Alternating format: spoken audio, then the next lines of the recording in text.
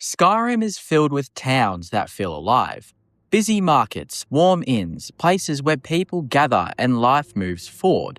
You walk in, hear conversations, see routines, and it all feels grounded. But not every town gives you that feeling. Some places feel off. At first, it's subtle. The buildings look the same, the layout feels familiar, and nothing immediately stands out. But then you start to notice the small things. The way people speak, the lack of movement, the strange tension in the air that doesn't quite go away. It's not danger, not in the obvious sense. It's something quieter, a feeling that something isn't right beneath the surface, that there's more going on than what you're being shown. And the longer you stay, the more that feeling builds, turning simple moments into something uncomfortable. These are the towns that don't need chaos or conflict to stand out. They just need time. Morthal doesn't try to impress you when you first arrive. And that's exactly what makes it so unsettling. There's no grand entrance, no bustling market, no sense of energy or movement that defines so many other towns in Skyrim. Instead, you're met with silence. Not complete silence, but the kind that feels heavy, like it's pressing down on everything around you. The marsh stretches out in every direction, grey and lifeless with fog that never quite lifts. The buildings feel worn, almost forgotten, and the people don't feel entirely present. It's as if Morthal exists slightly removed from the rest of Skyrim, disconnected in a way that goes beyond geography. What makes Morthal so effective as an unsettling location isn't any one dramatic event, it's the atmosphere. From the moment you step into the town, there's a sense that something is wrong. Even if you can't immediately explain why, the environment plays a huge role in this. The swamp surrounding Morthal isn't just visually bleak, it's oppressive. The muted colours, the constant haze, the lack of clear visibility all contribute to a feeling of uncertainty. You can't see far, you can't fully orient yourself, and that lack of clarity seeps into how the town feels as a whole. Unlike places like Whiterun or Solitude, where the layout is open and quite easy to navigate, Morthal feels closed in despite being surrounded by open land. The swamp doesn't feel like space, it feels like a barrier, something that isolates the town rather than connecting it to the world. And that isolation is reflected in the people who live there. The residents of Morthal don't behave in the same grounded, routine-driven way you see elsewhere. There's a distance to them, a kind of detachment that makes interactions feel slightly off. Conversations don't flow naturally, reactions feel muted or delayed. It's subtle but noticeable. The sense that everyone is carrying something beneath the surface, something they're not saying. And as you spend more time there, that feeling only deepens. Jarl Idgrod Ravencrone embodies this perfectly. She's one of the most unusual leaders in Skyrim, not because she's outwardly hostile or corrupt, but because she feels disconnected from reality in a way that's hard to define. She speaks about visions, about seeing things others can't, about understanding the swamp in ways that go beyond normal perception. And while that could easily be dismissed as eccentricity, the way it's presented doesn't feel exaggerated. It feels grounded, just enough to be believable. That's what makes it unsettling. You're never quite sure if she's wrong or if she's seeing something that you're not. And that uncertainty spreads to the rest of the town. Because if the person in charge operates on a different understanding of reality, what does that really mean for everyone else? It creates a quiet tension that never fully resolves. You don't feel safe, but you also don't feel directly threatened either. You're just aware that things aren't as straightforward as they seem. This feeling is reinforced by the central event tied to Morthal, the burned house, and the mystery surrounding it. On the surface, it's a tragedy, a home destroyed, a family lost. But the way the town reacts to it is what makes it stand out. There's hesitation, avoidance, a reluctance to fully acknowledge what happened. It's not just grief, it's discomfort. Like people know more than they're willing to say. And as you begin to investigate, that discomfort turns into something darker. The revelation of vampirism within the town doesn't come as a sudden shock. It feels like a confirmation of something that was already there. The unease you felt from the beginning starts to make sense. But it doesn't make things better. If anything, it makes Morthal feel even more unstable. Because now you know that the threat isn't external, it's embedded within the town itself. That's a key part of what makes Morthal so unsettling compared to other locations. In many places, danger comes from outside. Bandits, dragons, enemies you can identify and confront. In Morthal, the danger feels internal, hidden, integrated into the everyday life of the town. And even after resolving the quest, that doesn't fully go away. The town doesn't really transform, it doesn't become lively or welcoming, it stays quiet. And that persistence is important, because it suggests that the nature of Morthal isn't just tied to a single event. It's part of the place itself. The swamp, the people, the atmosphere, they all contribute to something that doesn't change easily. Even smaller details reinforce this. The lack of activity, the limited number of residents, the absence of the usual distractions you find in other towns. All of it creates a sense of emptiness. Not the peaceful kind, but the kind that feels like something is missing. Like there should be more, but there isn't. And that absence becomes its own presence. You notice what isn't there just as much as what is. There's also a strange stillness to Morthal that sets it apart. Time feels slower, not in a relaxing way, but in a way that makes every moment feel slightly stretched. Walking through the town doesn't feel like passing through. It feels like lingering, like you're staying longer than you intended. Even if you're just moving from one building to another, and the longer you stay, the more that initial unease settles into something more defined. Not fear exactly, but awareness. A sense that you're somewhere that doesn't fully align with the rest of Skyrim itself. That operates on slightly different roles, slightly different logic.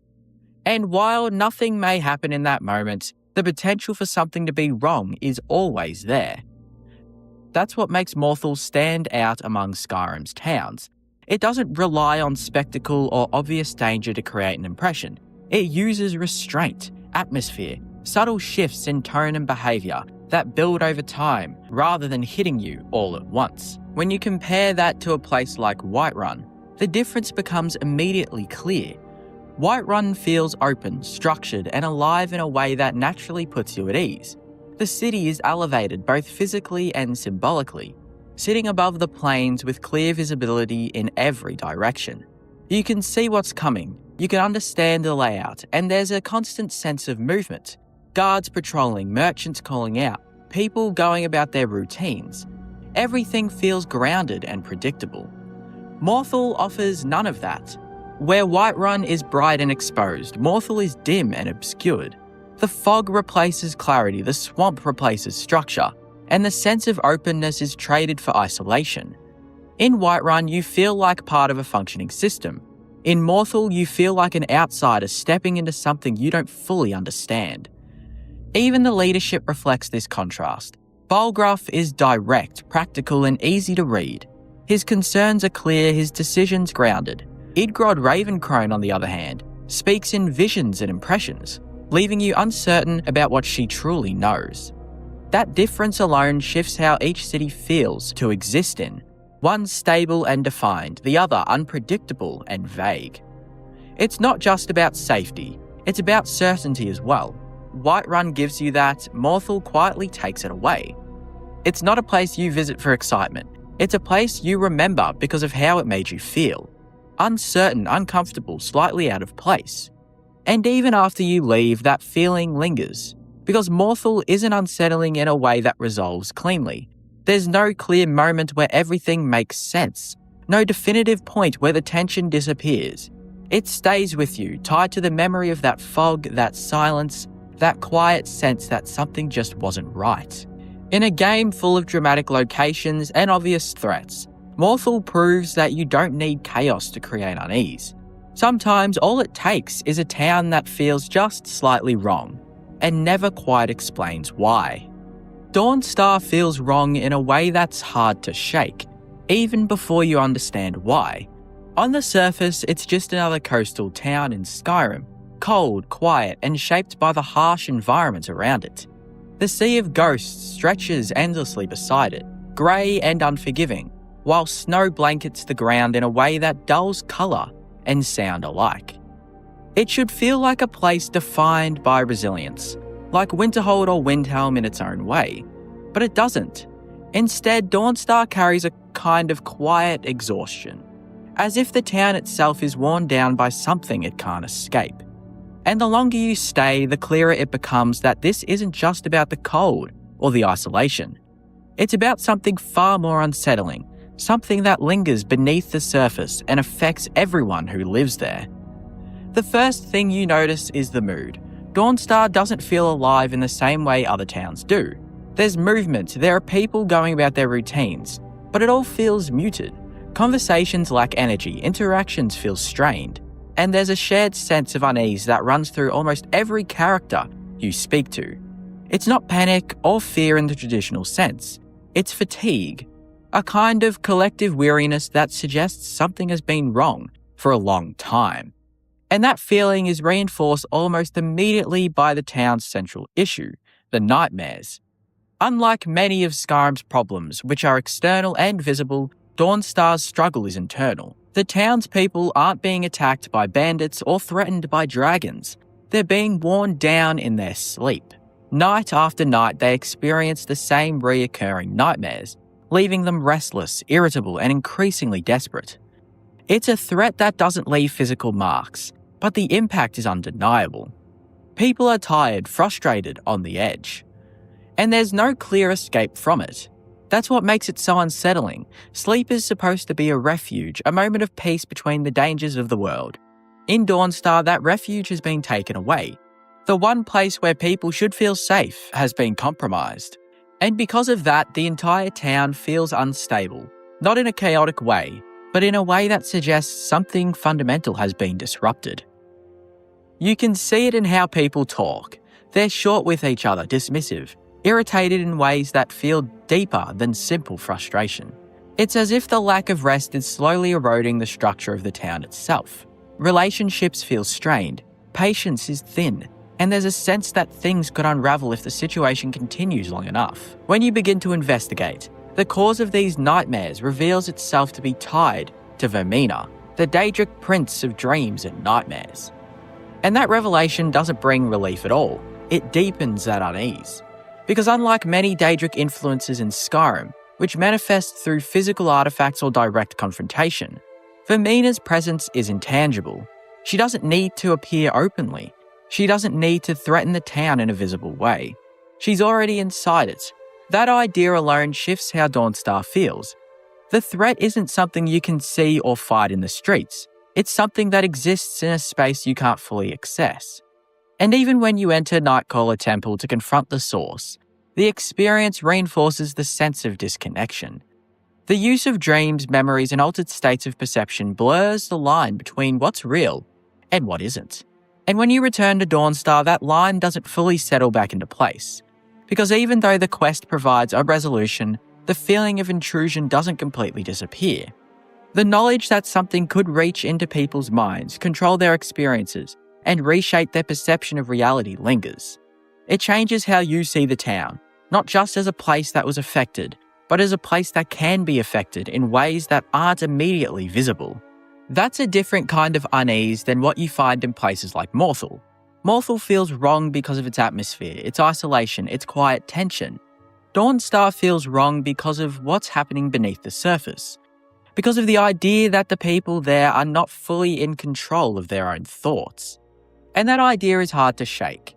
Even outside of the Nightmare questline, Dawnstar carries a sense of incompleteness. It's a smaller town, lacking the structure and variety of larger cities. There are fewer distractions, fewer places to go, fewer things to anchor your experience.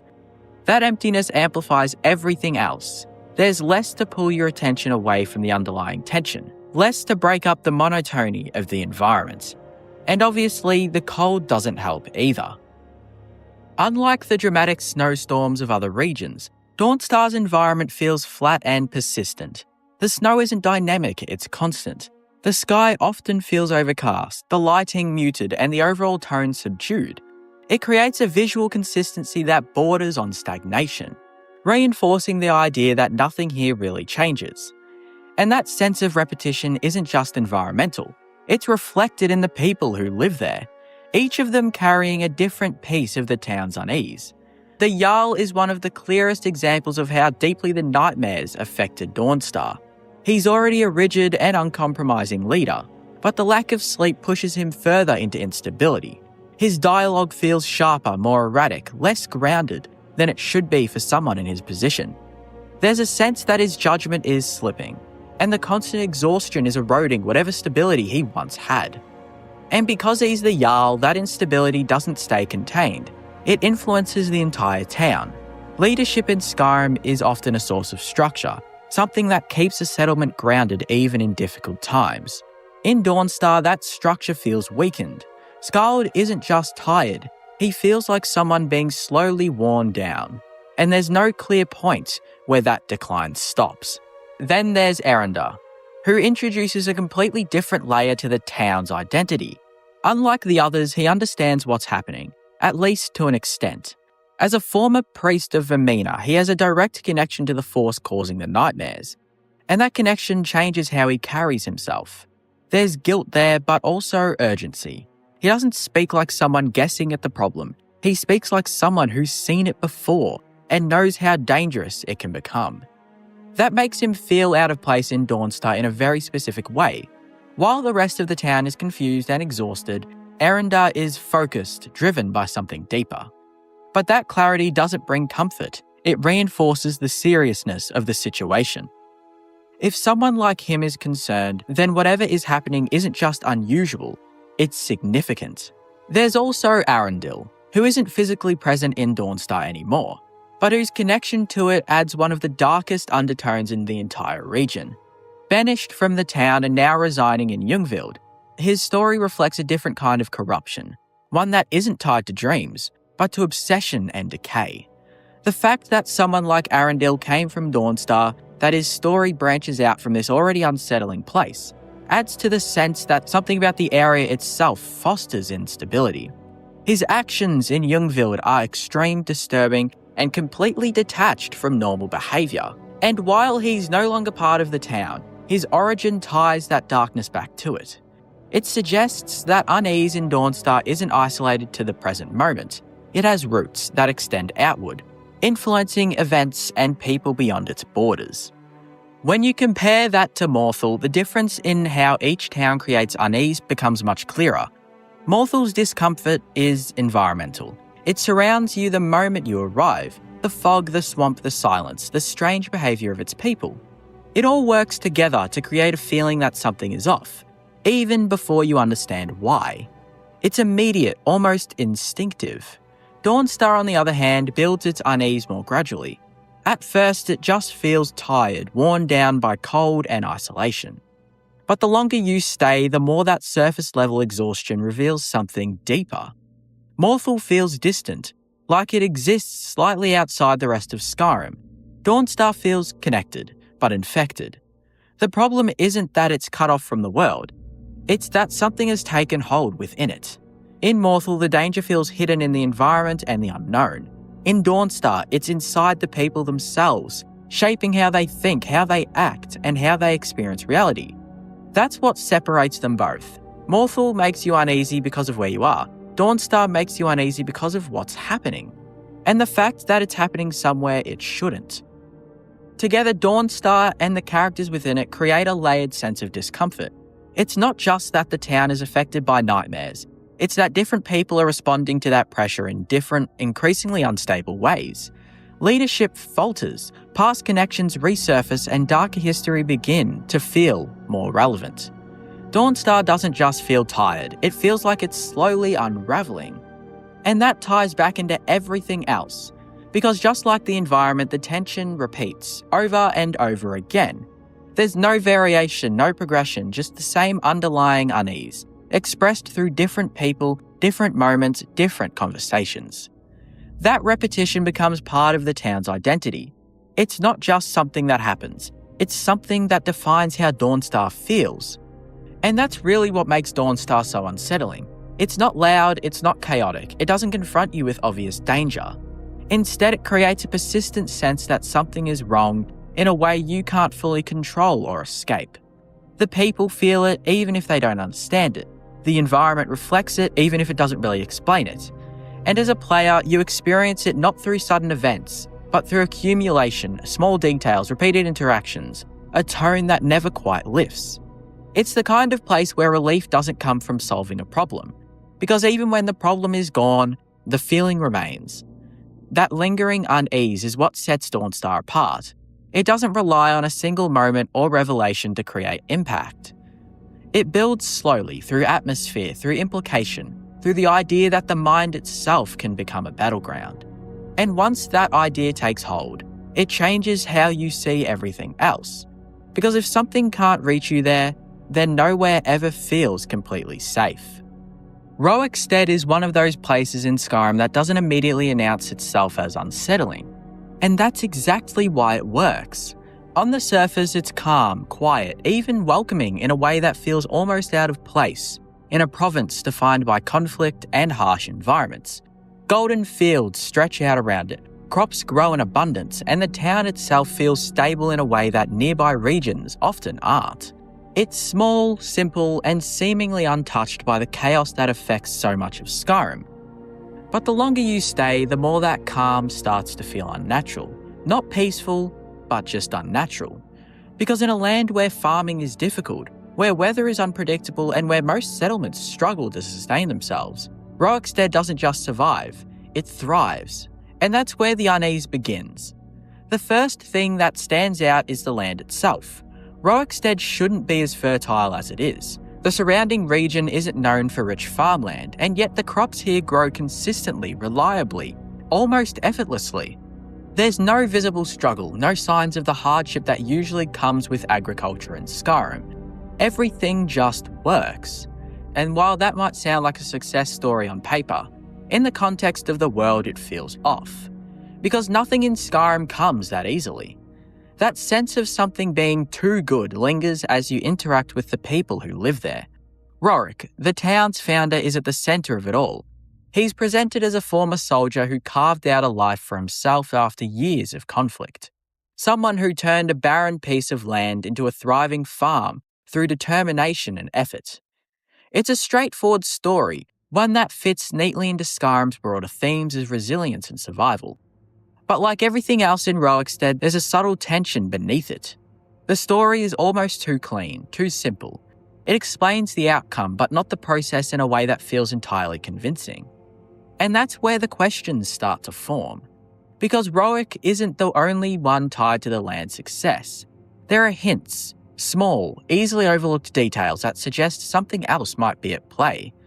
Manette, for example, stands out immediately. He's not a farmer, not a labourer, not someone who fits naturally into the rhythm of a small agriculture town. He's a Breton with knowledge of magic, and his presence in Roekstead feels deliberate. More importantly, his dialogue and associations hint at something deeper, something tied to rituals, to knowledge that doesn't quite align with simple farming. It's never stated outright, but it doesn't need to be. The implication is enough. That implication that something unnatural might be sustaining Roekstead transforms how the entire town feels. The Golden Fields stop looking like a success story and start looking like a result. The prosperity stops feeling earned and starts feeling arranged.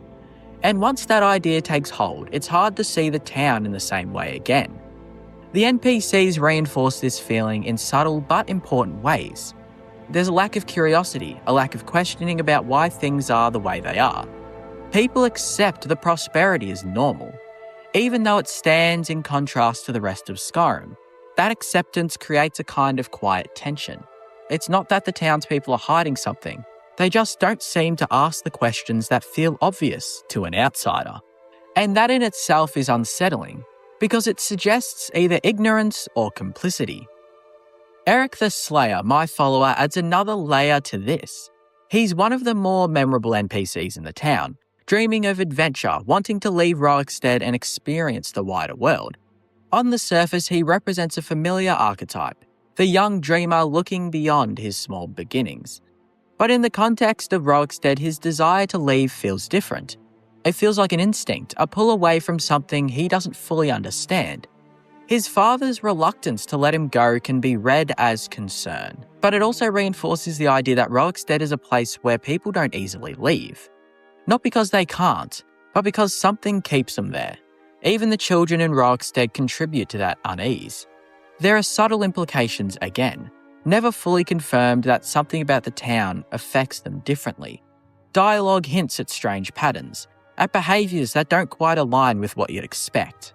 It's never explicit, never fully explained, but it adds to the growing sense that Roekstead isn't just a normal settlement with good soil. It's something else.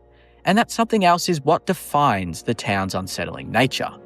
Because when you start pulling together all the scattered hints, small inconsistencies, and bits of dialogue, Roekstead begins to feel less like a simple farming village, and more like something carefully constructed, something sustained by forces that aren't openly acknowledged.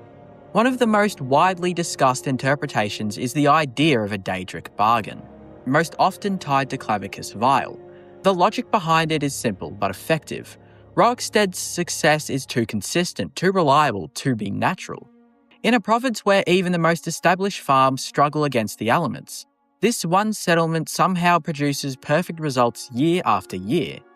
That kind of stability doesn't just happen, and in Skyrim, when something feels too perfect, Daedric influence is never far behind. Ideal for prosperity, crops that never fail, land that always provides, would fit perfectly within Clavicus Vile's sphere of influence. But like all Daedric bargains, it wouldn't come without a cost. And that's where the darker theories begin to take shape. One of the most disturbing ideas surrounding Roekstead is the possibility of sacrifice, specifically the suggestion that the town's prosperity is maintained through the loss of women or children. It sounds extreme at first, but there are small, uncomfortable details that keep the idea from being dismissed entirely. There's an unusually high number of widowers in the town, men who speak of deceased wives with a kind of quiet finality. Lemkill in particular stands out, not just because he's harsh, but because of how openly he expresses disdain towards his daughters.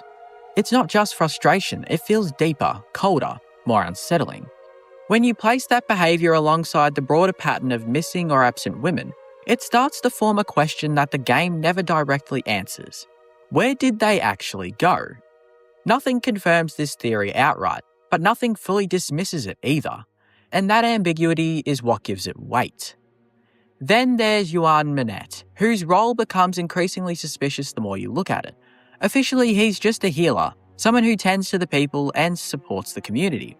But his background in magic, combined with his presence in a town that otherwise revolves around farming, raises questions. Why is he there? What exactly is he doing beyond basic healing? Dialogue from Sissel suggests that he may be teaching her magic in secret, which on its own isn't inherently sinister, but in the context of everything else, it adds another layer of unease. If Yuan is connected to the land's fertility, if he's maintaining it through magical means, then what kind of magic is he using?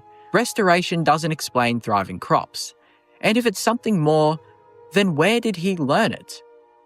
That question ties back into Roek himself, because his story doesn't fully line up either. He claims to have founded Roekstead after the Great War, presenting himself as a soldier who turned to farming and built something new from nothing. It's a clean, believable narrative, but it's not entirely supported by in-game lore. References like holdings of Jarl Jarland suggests that Roekstead existed long before Roek arrived, which introduces a contradiction. If the town is older than he claims, then what exactly did he find, and why present the story that way? It creates the possibility that Roek isn't just a farmer who got lucky, but someone who stepped into something that was already there and continued it.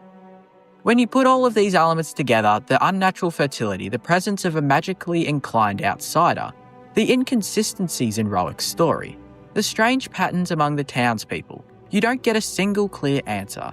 You get a framework, a collection of possibilities that all point in the same direction, even if none of them are confirmed outright. And that's what makes it so effective, because the game never tells you what Roekstead is. It lets you decide what it might be.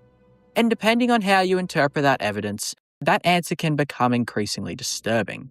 Unlike Morthal, where the atmosphere immediately signals that something is wrong, Or Dawnstar, where the problem becomes clear through nightmares. Roekstead hides its unease behind normalcy. It presents itself as stable, successful, even ideal. But that presentation feels increasingly fragile the more you look at it. Because the more you question it, the less it holds up under scrutiny. Why is the land so fertile? Why is someone like Yuan there? Why does everything feel so controlled, so consistent? And why does no one seem to question it? These questions don't have clear answers, and they might never get them. And that's part of what makes Roekstead so effective. The game never confirms anything directly. It leaves you with fragments, with hints, with connections that you have to piece together yourself. And depending on how you interpret those pieces, the town can feel anywhere from slightly unusual to deeply disturbing. Once all these possibilities exists, it changes everything, because now every golden field becomes a suspect. Every successful harvest feels like it might have a hidden price. Every smiling NPC feels like they might be part of something they don't fully understand or something they've chosen not to question. That's a very different kind of unease than what you find in other towns. It's not about danger, it's about doubt. Roekstead doesn't threaten you directly, it doesn't present an immediate problem to solve. It simply exists, quietly, confidently, as if everything is exactly as it should be. And that confidence is what makes it so unsettling, because it leaves no room for obvious cracks, only subtle ones that you have to notice yourself. Even the environment plays into this, the open fields, the clear skies, the warm tones. They all contrast sharply within the darker, harsher regions of Skyrim.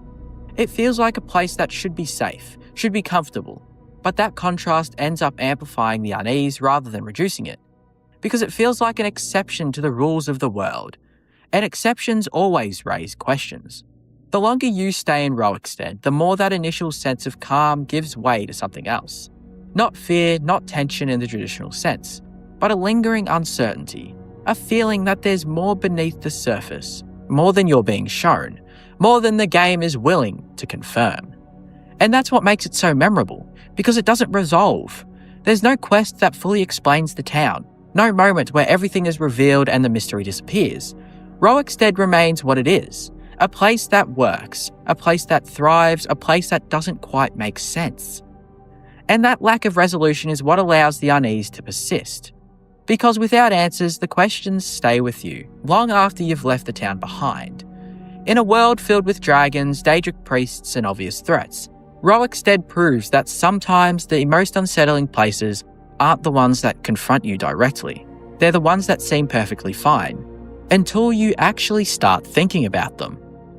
Karth Wasten is one of those settlements in Skyrim that doesn't immediately present itself as unsettling, in the way places like Morthal, Dawnstar, or Roekstead do, but instead reveals its discomfort gradually through context, history, and implication. On the surface, it looks like a simple mining village, tucked away in the Reach, built around the extraction of silver from nearby cliffs, and sustained by hard labour in a harsh environment. The buildings are modest, the population very small, and the landscape around it is rugged and exposed, with the river cutting through the terrain and the rocky hills standing like silent observers over everything. At first glance, it might even seem peaceful in a rough frontier sort of way, another example of Skyrim's scattered communities surviving through resilience and necessity. But the longer you think about Karth Wasten and the more you engage with what actually happens there, the more that initial impression dissolves into something far more uneasy. Because Karth Wasten is not just isolated, it is exposed. Not just small, it's vulnerable. Not just quiet, but historically shaped by violence, exploitation, and forces far larger than itself. All of which contribute to a lingering sense that the town is never truly stable, no matter how calm it appears in the moment. The most immediate and defining aspect of Karth Wasten is its isolation. Unlike major holds or even more established minor settlements, Karth Wasten exists on the edge of everything, geographically, politically, and socially. It is situated in the Reach, one of the most unstable and contested regions in Skyrim, an area defined by conflict between the Forsworn, the Empire, local miners, and various opportunistic factions. That alone places it in a precarious position. But Karth Wasten is even more exposed than most settlements in the region. There are no walls protecting it, no significant defensive structures, and no meaningful military presence stationed permanently within the village. It exists in basically open terrain, surrounded by cliffs and wilderness, meaning that any attack or intrusion doesn't need to breach defenses. It simply just arrives. And that lack of protection creates a constant underlying vulnerability. Even when nothing is happening, the layout of the town suggests that something could happen at any time, and there would be very little anyone could do to stop it. That vulnerability is not just theoretical. It is reinforced by the town's history of violence and conflict. Karth Waston has repeatedly been caught in the crossfire between local miners and Forsworn forces, with control of the silver mine being a recurring source of tension and bloodshed.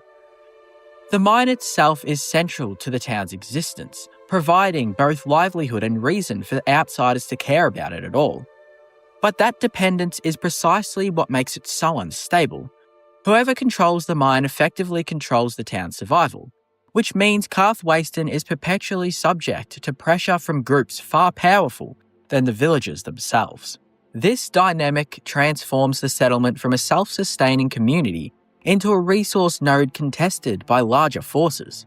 The residents are not fully in control of their own environment. They are participants in a cycle of exploitation and resistance that has repeated itself over time, leaving behind a sense of exhaustion and resignation that can be felt in how the town functions. When you speak to the NPCs in Karth Waston, that sense of weariness becomes more apparent. Characters like Thongvor Silverblood represent opposing interests tied to the mine, and the conflict between NPCs highlights how external power structures impose themselves onto the town's internal dynamics. Iron Thatch, as a local leader tied to the workers, represents the fragile attempt to maintain independence and stability within the settlement. Thongvor Silverblood, on the other hand, embodies the reach of powerful external influence, specifically Markarth's elite families, who see Karth Waston not as a community, but as an asset. The tension between these figures is not abstract. It plays out directly in the town, shaping relationships, decisions, and ultimately the safety of everyone living there. This creates a situation where the villagers are not simply living their lives. They are constantly navigating pressures imposed from above and around them, with little ability to truly escape or redefine their circumstances. That imbalance of power contributes heavily to the unsettling nature of Karth Waston. Unlike towns that feel internally cohesive, Karth Waston feels fractured by external influence. It does not belong fully to its inhabitants. It exists in a state of contested ownership, where different factions assert control or claim legitimacy, and the villagers are left trying to survive within these shifting boundaries. This creates a subtle but persistent sense of instability. Even when nothing violent is actively occurring, the memory of past conflicts and the expectation of future ones hangs over the settlement like a shadow that never fully lifts. The geography of Karth Waston reinforces this feeling in a very deliberate way. The open cliffs and narrow pathways make it visually striking, but also emphasise exposure. There is no sense of enclosure or safety. The mine sits prominently within the landscape, almost exposed rather than hidden, as if it's waiting to be noticed and taken. The river nearby provides a sense of movement and life, but it also cuts through the terrain in a way that feels like a boundary rather than a connection. Everything about the environment suggests separation rather than integration, reinforcing the idea that Karth Waston is not protected by its surroundings, but instead left vulnerable within them. What makes this especially unsettling compared to other towns in Skyrim is that this place lacks the comforting illusions that some settlements provide. In places like Whiterun, even though danger exists in the broader world, the city itself feels secure due to its walls, leadership, and organisation. In Dawnstar or Morthal, unease is tied to supernatural or environmental factors that are very clearly identifiable and eventually addressed. Even Roeksted's ambiguity is wrapped in pastoral calm that masks its strangeness. Karth Waston, however, offers no such buffer. Its problems are not hidden behind mystery or softened by structure. They are direct, political, and ongoing. There is no sense that things are being kept stable by design. Instead, stability feels temporary and easily disrupted. To go more in depth, That sense of vulnerability becomes even more pronounced when you look at one of the darkest events tied to the settlement, the so-called Karthwasten Massacre. Unlike many conflicts in Skyrim that are clearly defined with obvious sides and outcomes, this event is surrounded by uncertainty, conflicting accounts, and a lack of closure that only adds to the town's unsettling reputation.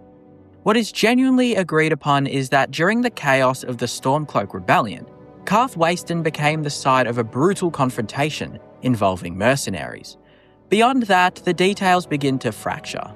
Some accounts suggest that the Stormcloaks were responsible, using hired fighters to secure control of the mine and eliminate resistance. Others point towards the Forsworn, framing the attack as part of their ongoing struggle to reclaim territory in the Reach. Both explanations are plausible. Within the context of the region, both factions have a reason to target a place like this, and both have histories of violence tied to resource control and territorial dominance. But the fact that no single narrative is clearly established is what makes the event so unsettling. Because it means the truth is buried, and what's left behind it is just uncertainty. For the people of Karthwasten, that uncertainty becomes part of the town's identity. It's not just that violence occurred, it's that no one can fully agree on who caused it or why it unfolded the way it did. That lack of clarity prevents any real sense of resolution. There's no clear enemy to blame, no definitive version of events to move on from. Instead, the massacre lingers as kind of an open wound in the town's history, something acknowledged but never fully understood. It also reinforces how easily Karthwasten can be overtaken by larger forces. The involvement of mercenaries is particularly telling. It suggests that conflict wasn't just ideological or territorial, it was transactional. The town became a target not only because of its strategic importance, but because it could be bought. Violence wasn't just a byproduct of war, it was something organised, outsourced, and directed at a place that lacked the means to defend itself. That realisation shifts how you see Karthwasten entirely. It's not just vulnerable to attack, it's vulnerable to decision.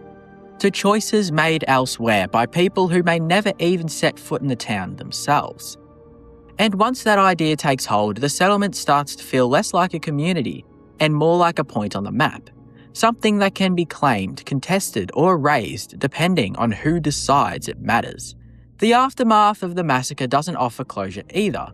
There's no large-scale rebuilding effort, no significant shift in how the town protects itself, no visible change that suggests lessons were learned or systems improved. Instead, Karthwasten continues much as it always was, small, exposed, and dependent on the same fragile structures that allowed the violence to happen in the first place. Which makes the event feel less like a singular tragedy and more like a pattern, a warning that what happened once could happen again, and it did with the mine being taken over. And that lingering possibility is what gives Karthwasten its deepest sense of unease. The massacre isn't just part of its past, it's part of its present. It shapes how the town feels, even if it's not directly referenced in every interaction. It exists in the background, influencing perception, reinforcing the idea that this is a place where things can go wrong quickly, and without clear explanation. Even the aftermath of conflict in Karthwasten does not fully restore a sense of safety. Depending on player choices, the town can shift control or experience violence that leaves lasting effects on how it feels. But regardless of that outcome, the underlying vulnerability remains unchanged. The mine is still central, the geography is still exposed, the power dynamics are still unbalanced. Nothing fundamentally resolves the core issue that the town exists in a state of dependency on forces outside its control. This is what ultimately makes Karthwasten one of the most unsettling towns in Skyrim, not because of supernatural horror or overt strangeness, but because of its realism. It reflects a kind of vulnerability that feels plausible within the world of Skyrim, a small community caught between larger powers, sustained by resources that make it vulnerable, but also dangerous to possess. It is a place defined not by what it is, but by what it's subject to. And that creates a lingering discomfort that doesn't rely on atmosphere alone, but on understanding. Because once you recognise how fragile Karthwasten really is, it becomes difficult to see it as just another quiet mining village. It starts to feel like a place waiting for the next conflict to arrive. There are towns in Skyrim that feel unsettling because something is happening. And then there are places like Kynes Grove, where the unsettling part is what already happened, and how little of it seems to matter anymore. You arrive, you look around, and nothing immediately stands out. A small mining settlement, a few scattered buildings, a working population just trying to get by. It feels ordinary, almost forgettable. But that's exactly what makes it so strange, because Kynes Grove is a place that has experienced something massive, something that should have permanently changed it, and yet somehow it hasn't. Or at least not in the way you'd expect. Kynes Grove sits in Eastmarch, a region defined by volcanic activity, ash-filled skies, and an environment that feels harsh, even by Skyrim's standards. The ground itself looks unstable, dotted with steam vents and scorched earth, as if the land is constantly reminding you that it isn't entirely safe. It's not a place that invites settlement, it's a place that feels endured. And yet people still live here. They work the mines, go about their routines, and treat the environment as something normal. That alone creates a subtle tension, because when something dangerous becomes routine, it stops being acknowledged, even if the danger never actually goes away. But the real source of unease in Kynes Grove isn't just the land. It's the history tied to it, specifically the return of a dragon. Kynes Grove is one of the first places in Skyrim where you witness a dragon being resurrected. Not just encountered, not just fought, but brought back. You arrive alongside Delphine, watch as Alduin himself appears, and see a dead dragon rise from the ground in a moment that fundamentally reshapes what dragons represent in the game. Up until that point, dragons are threats, but they are singular, isolated. In Kynes Grove, that understanding changes.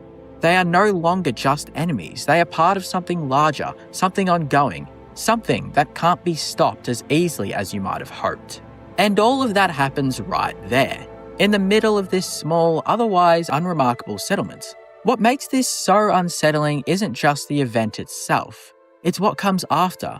Because once the dragon is defeated, once Alduin leaves, once the immediate threat is gone, Kynes Grove goes back to normal.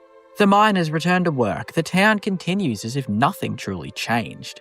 Life resumes in the shadow of something that should have redefined everything. And that disconnect is where the unease starts to settle in. Because how does a place experience something like that and just move on? The answer, or at least part of it, lies in the nature of Kynes Grove's people. This is not a town of heroes or scholars. It's a working settlement built around labour, routine and survival. The miners aren't there to question the nature of dragons or contemplate the implications of Alduin's return. They're there to work, to earn, to continue, and that focus creates a kind of emotional distance from what happened. But that distance doesn't make the event less significant. It makes the town feel disconnected from it. Like the scale of what occurred doesn't match the scale of how it's processed. That mismatch is what gives Kynes Grove its unique kind of unease. In other towns, major events leave visible marks, changes in dialogue, shifts in behaviour, a sense that something has happened that people are still reacting to. In Kynes Grove, the reaction feels muted, contained, almost absent. And that absence becomes noticeable, because you remember what happened there. You remember Alduin, you remember the resurrection, and yet the town doesn't reflect that memory in a way that feels proportionate. It creates a strange disconnect between player experience and world response. You've witnessed something monumental, something that signals the beginning of a much larger threat, and then you look around and the town feels unchanged. That lack of acknowledgement doesn't make the event less impactful, it makes the town feel more unsettling, because it suggests one of two things. Either the people of Kynes Grove are so used to danger that even something like this doesn't fully register, or they simply don't have the capacity to process. Neither option is particularly comforting. The environment reinforces this feeling in subtle ways. The volcanic terrain, the constant heat rising from the ground, the muted colours. It all creates a backdrop that feels unstable, even when nothing is actively happening. There's no sense of calm in Kynes Grove, just a kind of baseline tension that never fully disappears. It's not dramatic, it's persistent. And that persistence mirrors the town's relationship with the events that took place there. Nothing explodes into chaos, nothing visibly collapses, everything just continues, layered on top of what came before, without fully addressing it. Even the layout of the town contributes to this. It's small, open, with little separation between its parts. There's nowhere for things to hide, no complex structure to explore. Everything is visible, everything is exposed. And yet, despite that openness, it still feels like something is missing. Some acknowledgement, some reaction, some shift that would make the place feel grounded in what happened there. But it never comes, and that absence lingers. Kynes Grove also stands out because of how early it appears in the main story. For many players, this is one of the first major moments where the scale of the dragon threat becomes clear, other than Helgen. It's a turning point, not just narratively but thematically. It tells you that this isn't a series of isolated encounters. It's a larger pattern, something that will continue to unfold across the world. And yet, the town where that realization happens doesn't carry the weight forward. It remains small, it remains quiet, it remains unchanged. That contrast between what the player experiences and what the world reflects is what makes Kynes Grove so uniquely unsettling. It's not that the town is dangerous in the traditional sense, it's that it feels disconnected from the significance of what happened within it. And that disconnect raises a subtle, lingering question. If something this important can happen here and leave so little visible impact, what else might be happening in Skyrim that no one else is fully acknowledging? That question extends beyond Kynes Grove itself. It turns the town into a kind of symbol, a place that represents the gap between events and perception, between reality and response. It suggests that the world of Skyrim doesn't always process its own dangers in a way that feels complete. And that idea is far more unsettling than any single event. When you start comparing Kynes Grove to other unsettling towns in Skyrim, what stands out isn't what it has, but what it lacks. Morthal builds its unease through atmosphere, a constant sense that something is wrong beneath the surface. Dawnstar creates discomfort through intrusion, where people are actively being affected by something they can't escape. Roekstead hides its strangeness behind perfection, leaving you to question what's really sustaining it. Karth Wasteland feels unstable because of external pressure, always on the edge of being overtaken by something stronger. Kynes Grove doesn't follow any of those patterns. It doesn't hide something, it doesn't build tension slowly. It doesn't really suggest deeper secrets waiting to be uncovered. Instead, it shows you something massive, something undeniable, and then nothing follows. That's what separates it. Where other towns make you uneasy because of what you don't know, Kynes Grove unsettles you because of what you do know, and how little that knowledge seems to matter to the place itself. This becomes even clearer when you look at the NPCs. Idra and Roggy Knotbeard, who represent the everyday life of Kynes Grove. Idra runs the local inn, maintaining a sense of normalcy that feels almost forced when you consider what happens just outside of the town. There's no dramatic shift in her behaviour, no lingering fear or urgency in how she speaks. She carries on, grounded in routine, as if the extraordinary event that occurred nearby never truly disrupted that rhythm. Roggy, meanwhile, reflects a different side of that same idea, a miner defined more by his habits than any larger awareness. He embodies the kind of person who doesn't engage with the bigger picture. His world is small, focused on work, drink, and survival. And that narrow focus creates a kind of insulation from the larger events unfolding around him. It's not that he's unaware, it's that the awareness doesn't translate into action or change. And that's the pattern across the town. The NPCs don't react in ways that match the scale of what happened. They acknowledge at most, but they don't transform. Compared to someone like Jarl Idgrod in Morthal, who actively reflects the strange nature of her environment, or Erender in Dawnstar, who directly engages with the source of the town's suffering, Kynes Grove's residents feel detached, not ignorant but disconnected. They exist alongside something significant without fully integrating it into their understanding of the world. That disconnect is what gives the town its identity, because it creates a gap between event and reaction, between experience and meaning. And that gap is where the unease lives, because it implies that even the most significant moments can be absorbed, normalised, and ultimately overlooked. Kynes Grove doesn't need mystery or hidden lore, or supernatural ambiguity to feel unsettling. It just needs that one event. And the way everything continues afterwards as if it didn't matter as much as it should have. That's what lingers, not the dragon, not the battle, but the silence that follows, and the realization that sometimes the most unsettling places in Skyrim aren't the ones where something is happening, but the ones where something already happened, and no one seems to fully react to it. You don't walk into Skyrim Village and feel peace. You walk in and feel like something has already gone wrong. Not in an obvious chaotic way at first, but in a way that immediately feels off. The village is too quiet, too empty, too still for a place that's supposed to be lived in. And then you notice the people who are there. They're not really present. They're working, moving, repeating the same actions over and over again. But there's no awareness behind it. No reaction to you, no curiosity, no acknowledgement. Just motion without thought. It doesn't feel like a village functioning. It feels like a village being controlled. And that's exactly what's happening. Mirak's influence has taken hold of Skyrim Village, and it doesn't show itself through destruction or open violence. It shows itself through removal. The removal of will, of identity, of presence. The villagers aren't fighting, they aren't resisting, they've already lost. They've been reduced to something closer to tools than people. Locked in repetitive labour that serves a purpose they don't understand. That's what makes it so unsettling. It's not chaos in the traditional sense, it's control, and it's quiet.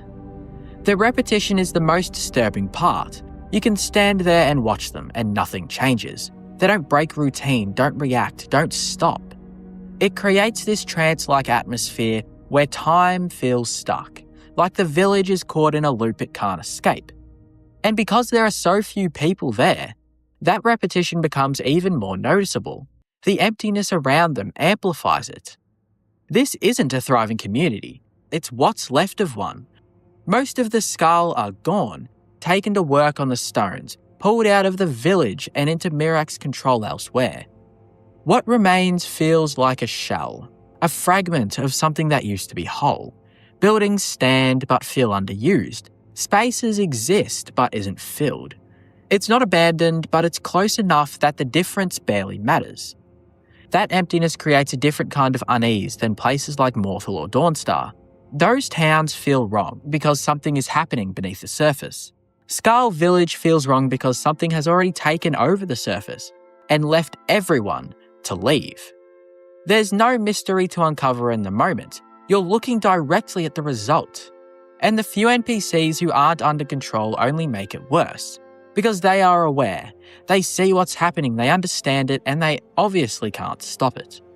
That contrast between those who are trapped in the trance and those who are forced to watch it adds another layer to the discomfort. It turns the village into something almost surreal, half alive, half gone.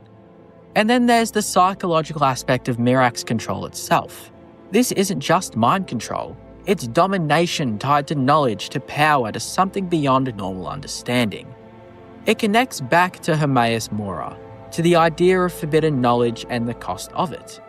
The Skull reject that kind of knowledge, build their entire culture around avoiding it, and yet here it is, overriding them completely. That contradiction hits hard, because it shows that their traditions, their resistance, weren't enough. Whatever protection they believed they had, it failed. And that failure lingers in the atmosphere of the village. Even once the control is broken, even once the villagers return to themselves, that initial impression doesn't fully go away. You've already seen what the village looks like when something takes hold of it. You've seen how quickly identity can disappear, how easily routine can replace thought, how community can be reduced to movement without meaning. And that's what sticks. Not just that Skull Village was controlled, but how quietly and quickly it happened.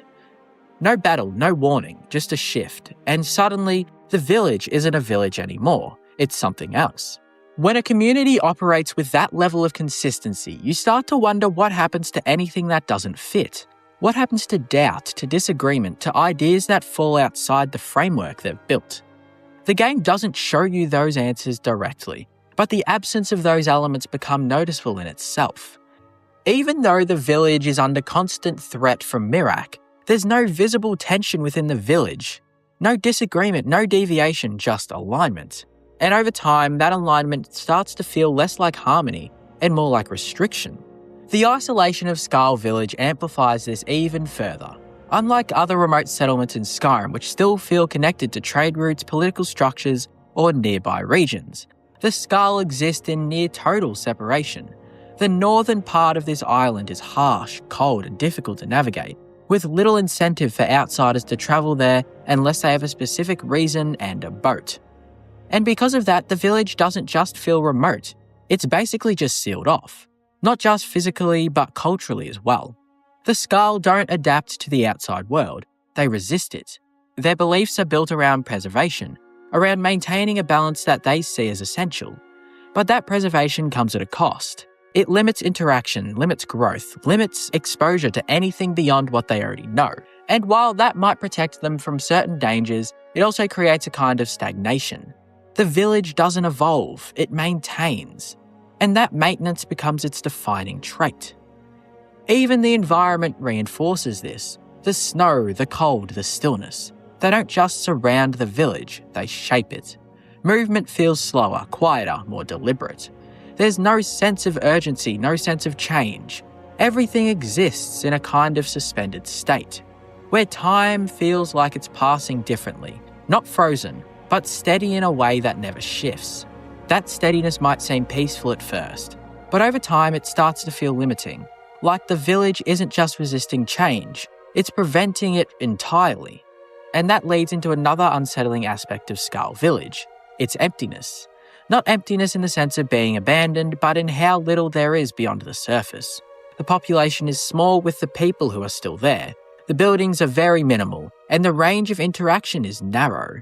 There's no sense of expansion, no indication that the village was growing or ever developing. It feels complete, but in a way that leaves no room for anything else. You walk through it, and you see everything there is to see. There's nothing hidden, nothing waiting to be discovered other than the control of Mirak. Skull Village doesn't rely on fear or mystery or visible danger to create unease. It does it through structure, through repetition, through the quiet removal of variation. It presents a version of stability that feels almost perfect, and then makes you question what had to be removed to achieve it. Because in a world as chaotic and unpredictable as Skyrim, a place that remains that consistent, that controlled, that unchanged, doesn't just feel different, it feels unnatural. And the longer you stay, the harder it becomes to ignore that feeling, until eventually the calm stops feeling comforting, and starts feeling like something you don't fully understand, something you can observe, but never quite be part of it. When you look across all these towns, what really stands out is that none of them are unsettling for the same reason. And that's what makes Skyrim so effective at creating discomfort. It's not just about danger, it's about how each place feels, and more importantly, why it feels that way. Morthal unsettles you through atmosphere, a constant sense that something is wrong even when nothing is happening. Dawnstar works through intrusion, where people are slowly worn down by something they can't escape. Roekstead hides its unease behind perfection, leaving you questioning what it costs to get there. Karth Wasteland shows you vulnerability, a town that can be controlled or destroyed by forces far beyond it. Kynes Grove proves that even the biggest events can be ignored, normalised, and left behind in a way that doesn't feel right. And then Skull Village takes all of that and strips it down even further. It shows you what happens when control is absolute, when a place doesn't just feel wrong, but becomes something else entirely. A village where people are still there, but not really present, where identity disappears and all that's left is repetition. And that's what really ties all these places together.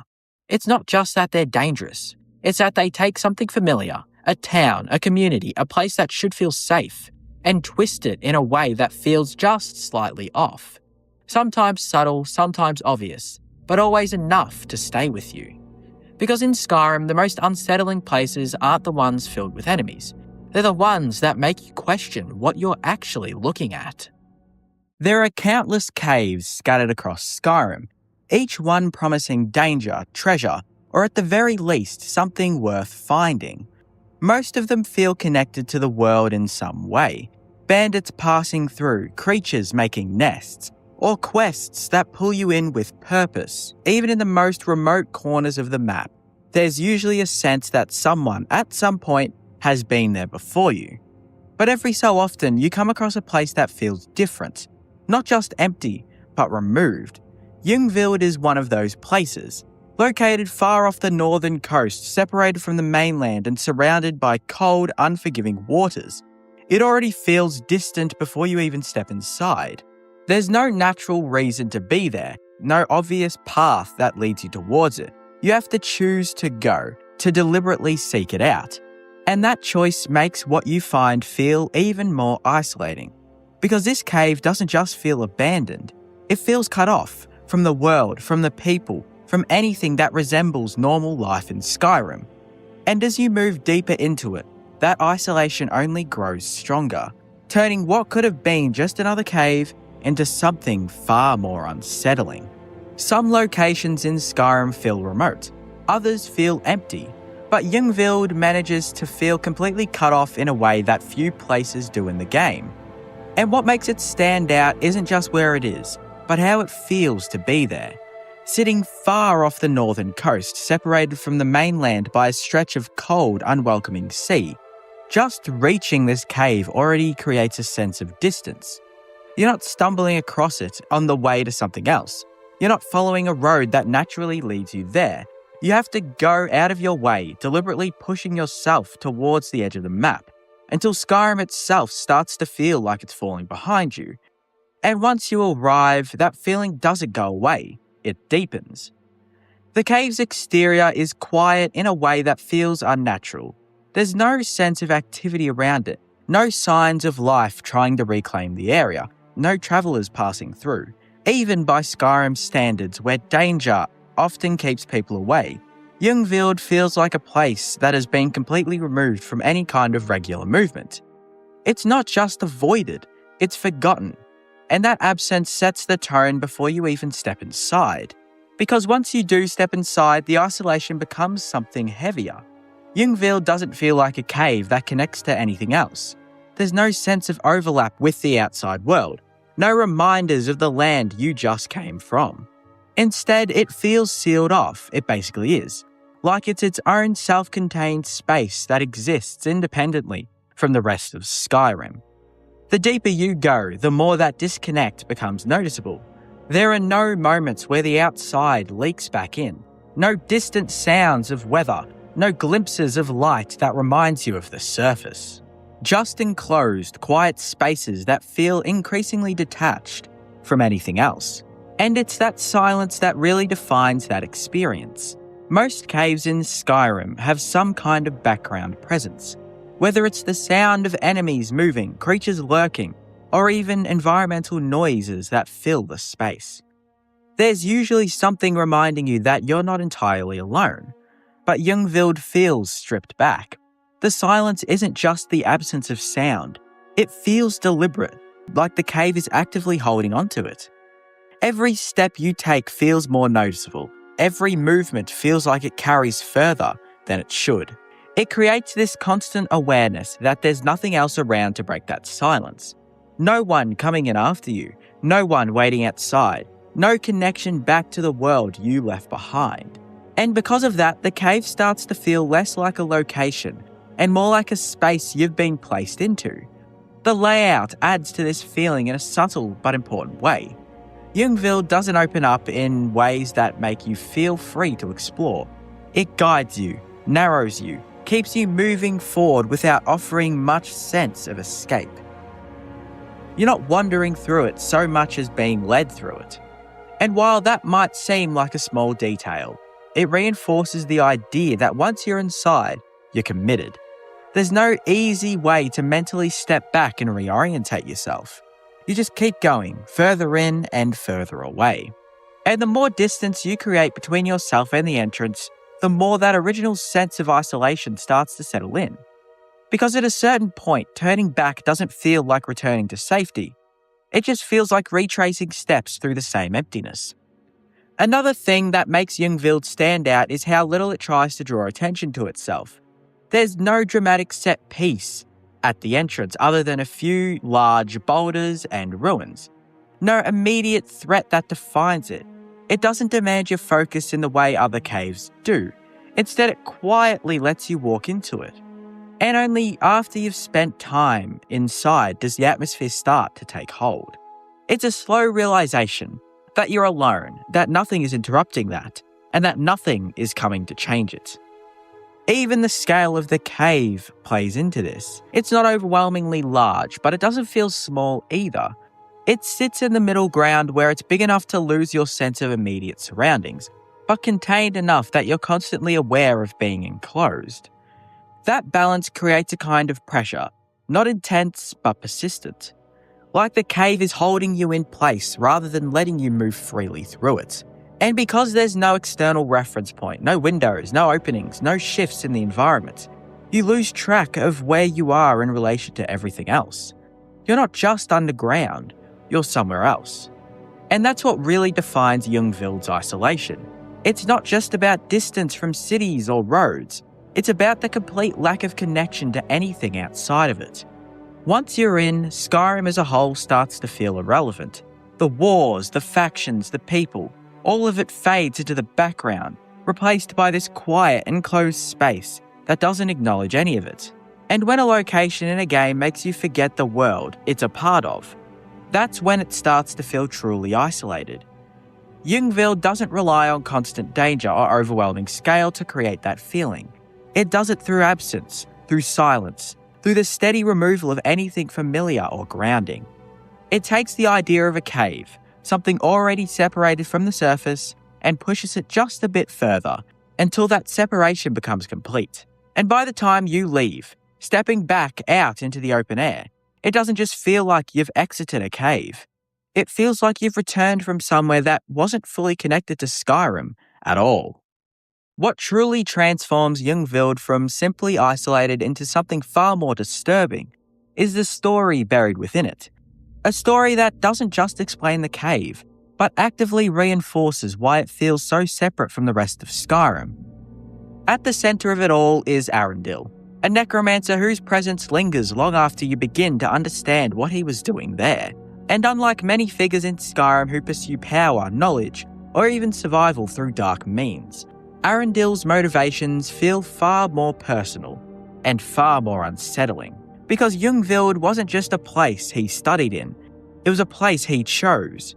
A remote island cut off from everything where no one would interrupt him. That isolation you feel as a player, that wasn't accidental, it was intentional. Arundel needed distance, not just from the people, but from consequence. And what he used that distance for is what defines the cave's entire identity. Throughout Jungwild, you encounter the ghosts of women, restless, lingering, unable to move on. At first, they seem like any other spectral enemy, another hazard in a ruin filled with the undead. But the more you explore, the more it becomes clear that these aren't just random spirits tied to the location. They are his, victims bound to the cave through his necromantic practices, their existence twisted into something that exists purely because of his obsession. And what makes this even more disturbing is how controlled it all feels. These spirits aren't chaotic or accidental. They are part of something deliberate, maintained, preserved. Arundel didn't just stumble it into necromancy, he refined it. Journals scattered throughout the cave gives insight into his thoughts. And this is where things take a darker turn. Because instead of the usual pursuit of power or forbidden knowledge, his writings reveal something far more personal. He speaks about these spirits not as tools, not as experiments, but with a kind of fixation that feels deeply uncomfortable. There's a possessiveness to it, an attachment that goes beyond simple control. He isn't just raising the dead, he's keeping them. And that's where the horror of Jungwild really starts to settle in. Because the isolation of the cave begins to make sense in a new way. It's not just that Arundel wanted privacy, it's that he needed a place where no one would see what he was doing, where no one would question the presence of these spirits, or the way he interacted with them. The cave becomes less of a hideout and more of a sealed environment, a space where his actions could exist without interference, a place where nothing would challenge him. And that turns Jungwild into something much more disturbing than a typical necromancer's lair. It becomes a contained world, one where the normal rules don't apply, where the dead are not allowed to rest, not because of some grand ritual or cosmic force, but because one person decided they shouldn't. And the longer you spend in the cave, the more that idea starts to feel suffocating. These ghosts aren't just enemies, they're remnants of something that was never meant to continue. And yet they do, because Arundel made sure of it. When you finally encounter him, there's no grand reveal, no moment of dramatic realization. He's simply there, another figure in the depths of the cave, continuing his work as if it's completely normal. And that lack of spectacle is what makes it hit harder. There's no attempt to justify what he's done in a way that feels redeemable. No complex ideology or external pressure driving him. Just obsession. Quiet, controlled, and fully realized. And when he's gone, when the immediate threat is removed, the cave doesn't suddenly feel resolved. The ghosts remain until you kill them. The atmosphere doesn't shift. The sense of isolation does not lift. Because what happened in Jungvild isn't something that can be undone by a single action. The damage is already built into the place itself. That's what makes the lore of Jungvild so effective. It doesn't just add context. It amplifies everything you've already felt while exploring it. The silence becomes heavier. The separation from the outside world feels more deliberate. The emptiness starts to feel less like absence and more like the result of something that pushed everything else away. And at the center of it all is Arundel. Not a conqueror, not a world-ending threat, but someone who took advantage of isolation in the very worst possible way. In a game filled with massive conflicts and powerful figures, Jungvild stands out because of how small its story feels, and how personal that smallness makes it. There's no larger goal here, no impact on Skyrim as a whole, just a single place, a single person, and the lasting presence of something that should have never been allowed to exist, which in a strange way makes Jungvild feel even more isolated than before. What makes Jungvild stand apart from nearly every other cave in Skyrim isn't just its location or its atmosphere, it's how completely it separates itself from the patterns that define almost every other place in the game. Most caves, no matter how remote, still feel like they belong to Skyrim. They're literally within the main map. They connect to something, a nearby road, a passing faction, a quest line, or even just the natural flow of movement across the map. There's usually a sense that if you hadn't gone there, someone else eventually would have. That these places exist within the world, not just outside of it. Jungvild doesn't follow that rule. It feels like a place that exists beyond Skyrim's usual structure. Take something like Embershard Mine or Bleak Falls Barrow. Early locations that are technically isolated yet constantly feel connected. Embershard sits just off a road, practically inviting discovery. Bleak Falls Barrow looms over Riverwood, visible from a distance, pulling you toward it through both sight and story. Even deeper, more hidden locations like Blackreach or Labyrinthian are tied into major quest lines or larger pieces of lore that anchor them firmly within the world. They may feel distant, but they are never disconnected. Jungvild is. There's no natural pull toward it, no quest that organically guides you there in the same way other locations do. You don't pass by it on the way to somewhere else. You don't see it looming in the distance, sparking curiosity. Instead, it sits far off the northern coast, almost deliberately placed where it won't be noticed. You have to choose to go there, and even that choice often feels random, like you've stumbled onto something that was never meant to be found in the first place. And that already puts it in a different category, but it goes further than that. Even when you compare Jungvild to other remote or forgotten locations, places like Frostflow Lighthouse or Kenstag Ruins, it feels more cut off. These locations, while isolated, still tell stories that connect back to the world in clear ways. Frostflow Lighthouse, for example, is tragic, but it's grounded. It's a family, a home, something familiar that was disrupted. You understand how it fits into Skyrim's broader reality. However, Jungvild doesn't offer that same grounding. It feels removed not just physically, but conceptually as well. The moment you step inside, it doesn't feel like you're exploring part of Skyrim anymore. It feels like you've stepped into something self-contained. Other caves often remind you of the outside world in subtle ways. You hear weather faintly through openings. You see light filtering in. You encounter enemies that feel like they came from somewhere else. There's always a thread connecting you back. Jungvild cuts that thread almost immediately. There's no sense of the outside bleeding in. no reminder that there's a world continuing beyond its walls. And compared to other caves, that absence becomes incredibly noticeable. Even the most dangerous or chaotic places in Skyrim, Falmer dens, Dwemer ruins, vampire lairs, still feel like part of a larger system. They exist because of something. Jungvild feels like it exists in isolation for the sake of isolation. And that changes how you experience it. In most caves and places in Skyrim for that matter, there's a rhythm. You enter, you fight, you explore, you leave. There's a familiarity to that loop, even places that are meant to feel unsettling. But Jungvild, which still has those kind of elements, disrupts that rhythm by stripping away the sense of progression tied to the outside world. You're not there to clear a path, uncover a major piece of history, or push forward a larger narrative. You're just there. And the longer you stay, the more that lack of connection starts to stand out. Because there's no external reason for anything happening inside to matter beyond the cave itself, other than the fact that Arundel was pushed away from Dawnstar. It doesn't ripple outward nonetheless. It doesn't tie back into a faction or a larger conflict. It stays contained. That containment is what really separates it from other locations. Even places designed to feel empty or abandoned, like Clam Digger's Camp or Refugees' Rest, still feel like they were once part of something bigger. There's a before and an after, a sense of time passing through them. But Jungvild feels frozen in a way that ignores that flow entirely. It doesn't feel like it was left behind. It feels like it was set apart, like it was never meant to be part of the world to begin with. And when you compare it to somewhere like Blackreach, the contrast becomes even clearer. Blackreach is hidden, massive, and deeply isolated in its own right. But it feels alive. It's connected to multiple entrances, multiple systems, and multiple stories. It's hidden, but it's integrated. Jungvild is hidden. And completely alone.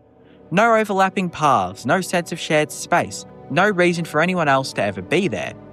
And that final point might be what makes it feel the most isolated of all. Because Skyrim, even in the most dangerous places, feel like they could be stumbled upon by someone else. Another adventurer, a faction, a traveller who got lost. But Jungvild feels like a place that only exists when you were there. Like it disappears the moment you leave, returning to a kind of silence that no one else ever interrupts. It's not just that it's far away, it's that it feels unreachable in a way nothing else does. And when you start comparing it to everything else Skyrim offers, it becomes clear that Jungvild isn't just another cave. It's the closest the game gets to a place that feels completely and intentionally alone. Jungvild stands apart from every other cave in Skyrim for one simple reason. It doesn't feel like it belongs. From the moment you set foot on that isolated island to the second you step back out, there's this constant sense that you've gone somewhere you weren't really meant to be.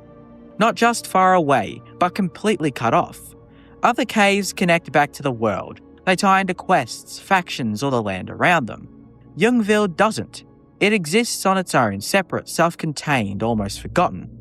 And that's what makes it so effective, because the isolation isn't just about distance, it's about disconnection. From Skyrim, from people, from anything familiar.